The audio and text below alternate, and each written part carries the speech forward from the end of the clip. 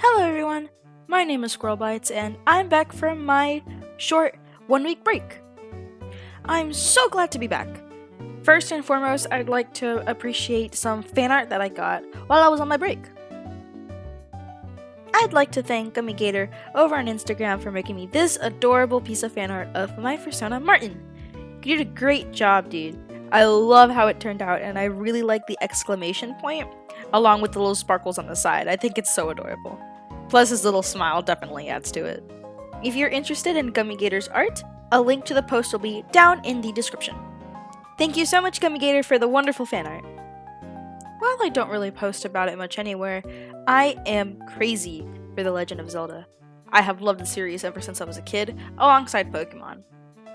Though I haven't really been active in the fandom much, I do own several games, and I dedicate my life into playing The Legend of Zelda, and I am so excited for Breath of the Wild 2. Because I've gotten a newfound spark in my interest, I decided to make some Legend of Zelda OCs. And today, I'll be showing one of the OCs that I've made, along with the process of making her. On to the Speedpaint. Here we are at the sketch. Unlike most Legend of Zelda OCs that I see around, I didn't really make her a Hylian or a Gerudo or any of that. None of the really conventionally attractive character types in The Legend of Zelda. Instead, I decided to make her a Deku Scrub.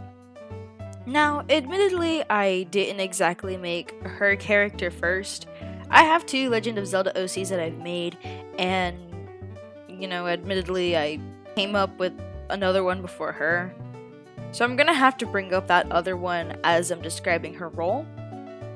I haven't designed the other one, she's the only one I've designed so far. Essentially, I was thinking about how Gerudos aren't born male the grand majority of the time.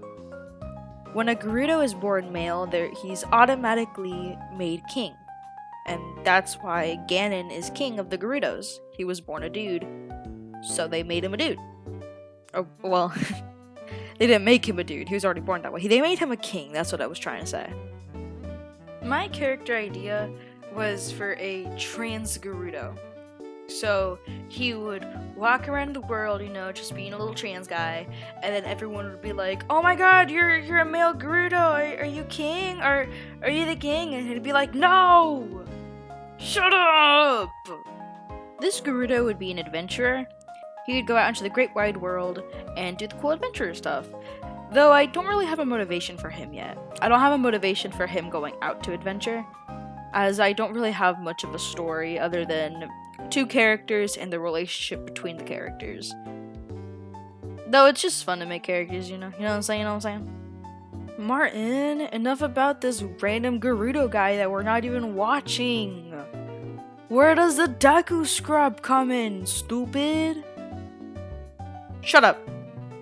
It's my video and I'll get to her when I want. We're gonna talk about her now. Yeah. Essentially, she's a little orphan girl. She's been barely getting by stealing food from poor traveling fellas. With no parental figure, she has nobody to tell her what's right or wrong. She has nobody to mimic. So, her sense of morality all comes from stuff like children's books and stuff. She's around 9 to 10 years old, I want to say. Maybe younger though, maybe younger. I'm thinking that traveling Gerudo man is traveling. She spots him while he's camping and attempts to steal his food. But he's way too keen for that. He's already heard her coming from a mile away. As she's trying to steal his food. Sorry if you hear my dog barking in the background. Ah! He just picks her up, and she's all mad. She's like, "Let me go, no!" And she wiggles her little limbs around. He decides to give her food on his own, and lets her know that she doesn't need to steal, that he'll just give her whatever food she needs. They talk, and she reveals that, oh yeah, my parents were super dead. And he decides to adopt her.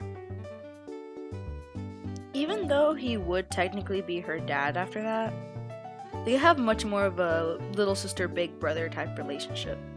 And this is the reason why she's wearing clothing. or rather clothing a Deku Scrub wouldn't normally wear. Her clothes are designed off of Gerudo attire, and this is because after she's adopted, well, he needs to clothe her. So he gets her Gerudo clothing because he's a Gerudo. I've also noticed that there is a weird amount of racism towards Deku Scrubs.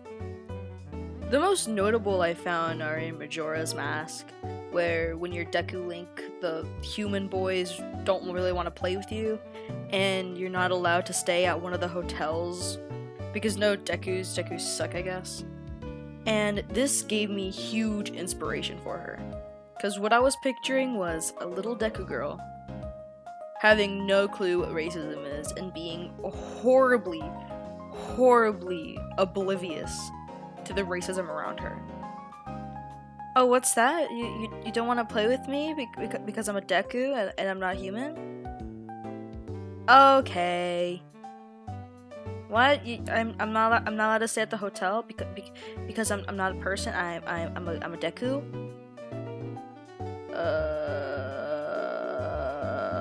Okay.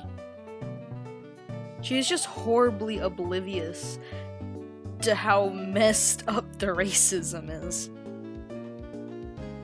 I've also decided that she's a hopeless romantic. You know how there's like little girls who dream of having like a husband or something because of Disney princesses? They want a prince because they're a princess and stuff like that. She's one of those girls. And she spends her nights dreaming of her Prince Charming. Wow. Yeah, she likes princesses.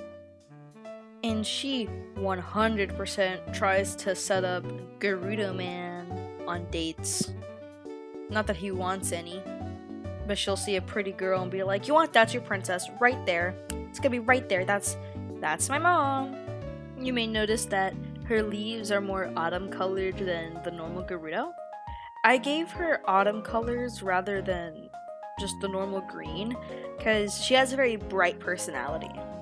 And I want it to be shown in her design, so I gave her a lot of bright colors. I gave her bright colors in her leaf hair, and I gave her yellow eyes and a yellow hairband, and I gave her bright colors in her clothing. And I hope that this shows the brightness of her personality without changing her facial expression, because she can't really change it that much. My use of shapes also affects how I wanted her character to be perceived in her design. She's mostly round. She has a lot of circles and round edges in her design. However, her leaves are pointy rather than rounded, and I could have made them rounded so that she looks more nice and soft. But instead I decided to give them points and make them look a little bit more messy, so that her rowdy side is still shown in her character. Because she's definitely rowdy. She's a troublemaker and she loves, like athleticism. She likes to do things outside. She loves sports. She's still a rowdy kid, even with all her nice features. So that's why I gave her a lot of round edges and then sudden spikes. I also gave her warm colors rather than cool colors. If you don't know the difference, warm is more like reds and yellows and oranges, and cools are like blues or greens or stuff like that. The reason for this is that cooler colors normally equal more calm and collected characters. There are exceptions to this, such as Rainbow Dash, but a follower of this rule would be SpongeBob. He's a very happy-go-lucky character, and he is bright yellow. Pikachu as well. He's also a fairly happy-go-lucky character. He does have his moments of being a little dude, but he's a mostly pretty happy, pretty cutesy character who is yellow. The brighter the colors and the warmer the colors tend to mean the warmer the character. The character tends to be a more warm-hearted individual, whereas the blues tend to be more, again, calm and collected characters. Characters who just chill out or the smarter characters. So we did use this sort of idea with her. Giving her cool colors would make her look like a calm character, and I don't want her to come across as calm. So with the bright, warm colors, along with the spiky leaves, I think it shows her personality pretty well. I have officially run out of things to talk about with her. Woo! Though to keep the video at least a little bit on topic, I guess I might as well just talk about The Legend of Zelda. I've been into The Legend of Zelda since like elementary school or so. Yeah, definitely elementary school. Though I was much more into Pokemon, I still pretty much liked The Legend of Zelda just fine. As a kid, I had A Link Between Worlds, though I was very bad at it at the time. And I also had Majora's Mask on the 3DS, which was really bad. But even so, I loved Link. Very recently, I've been getting really into it. It's starting to become a hyperfixation of mine, actually, even though I don't really talk about it or post it. I tend to not do that with my hyperfixations, weirdly enough. Anyways, a while ago, I bought A Link to the Past on the Game Boy. I have a Game Boy, and it's really cool. Though I haven't really played it that much yet. I played through the first cutscene and then stopped. I got a little bit too busy to play video games recently. Though, hopefully I get to play it soon, because it was really fun. And I'm really excited for Breath of the Wild too. Breath of the Wild itself was an outstanding game. Of course, that is the popular opinion. I have nothing new to bring to the table, but it is truly a spectacular game. And it's been years, I still haven't beat it. It's a really good game. If you have a Nintendo Switch, I definitely recommend try out The Legend of Zelda Breath of the Wild. It's amazing. There's a reason why the price has not gone down since its release. It's a spectacular game. I remember back when Breath of the Wild was first released, like, I want to say a couple years. What am I talking about? Back when Breath of the Wild was first announced, not released, when it was first announced, a couple years before its release, Link was shown wearing blue for the first time, and everyone thought that this must mean that he is a woman. Of course, not everybody, but I saw a couple of videos saying that they thought that we would have a female Link this time around, and I would love a female Link, to be honest. All that Hyrule needs is a constant hero.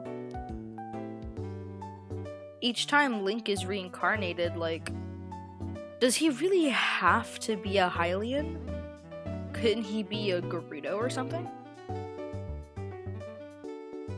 Not to mention, like, does he have to be a dude? Like, if there's rules to him being the hero of time, does being a dude involve that? Because if not, I would adore a female Link. You know that genre of Legend of Zelda game? Where you get to play in Hyrule, but not as Link? Like a spin-off game. Think like Cadence of Hyrule. I really like that game. I've never played it, really, but I like the premise. I would love a spin-off game where you get to play as Zora, because Zoras are really cool creatures. I feel like there's so much potential in a main character that's a Zora, with their great swimming abilities and their cuteness, to be honest. Oops. I'm not talking like Majora's Mask, where you get to change back into a normal Hylian. No. Nah. I just want to be a Zora. Is that so much to ask for? I've been a Hylian for so long. Just let me be something else, please! And there she is. One out of my 2 Legend of Zelda OCs. Sorry for missing last week, though I did warn about it in my community tab, which you guys should totally check out more often, by the way. Just saying. I was just tired, really. I have so much to do for chemistry class. By the time, at the time of recording this, I go to tutoring almost every day, come home, and I'm tired, and I go to sleep. And that has been my routine for a while. So, anyways, thank you so much for watching. If you liked, please like and subscribe as it helps a lot, and comments also help a lot. I love you. Stay safe.